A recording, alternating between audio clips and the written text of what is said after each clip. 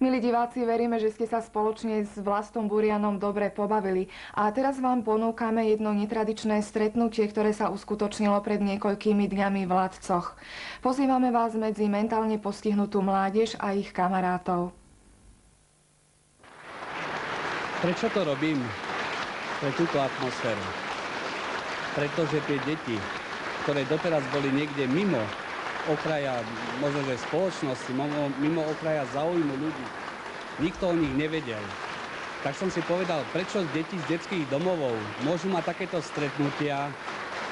Zorganizujme aj my na odbornom učilišti v Latcoch takéto stretnutie pre tieto deti. A tá atmosféra, tá hovorí za všetko. Úplne za všetko. Ja verím tomu, že nájdú sa sponzori, nájdú sa tí naši takí dobrí priatelia, ktorí toto podujatie s nami robia.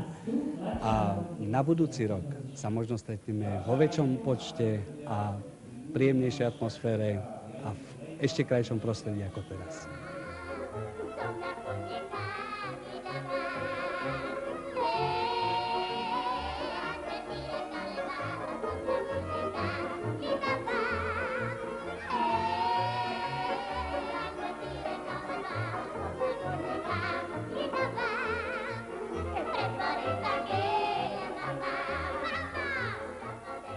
Je piatok 10. decembra 1993, obec Latce.